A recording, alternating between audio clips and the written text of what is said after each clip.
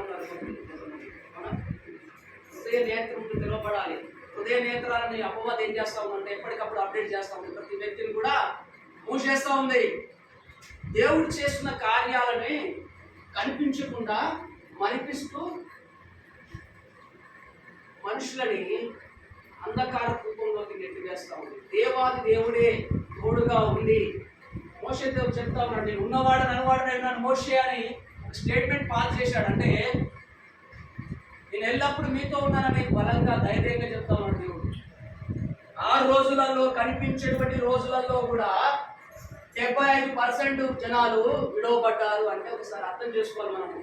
అది మనకు ఒక సాదృశ్యంగా రాయబడి ఉన్నది బైబిల్ గ్రంథంలో.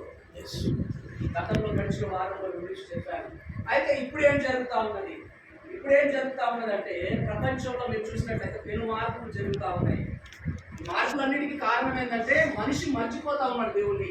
ఎక్కడైతే దేవుణ్ణి ఆరాధించేటువంటి తన పిల్లలు ఉన్నారో, ఎక్కడైతే దేవుణ్ణి స్తుతించేటువంటి తన పిల్లలు ఉన్నారో, ఎక్కడైతే దేవుణ్ణి వారి హృదయాల్లో నిలబెట్టుకున్నటువంటి పిల్లలు ఉన్నారో, అక్కడ కొన్ని సుఖశాంతులు ఉంటారు.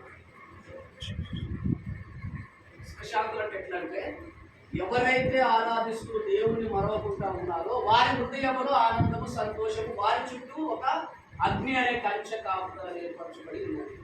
మీరు ఒకసారి అర్థం చేసుకోండి. పిల్లలు, వృద్ధులు, యుక్త వయస్కులు అంటే 3 రకాల జనాలని దేవుడు నడిపిస్తున్నారు.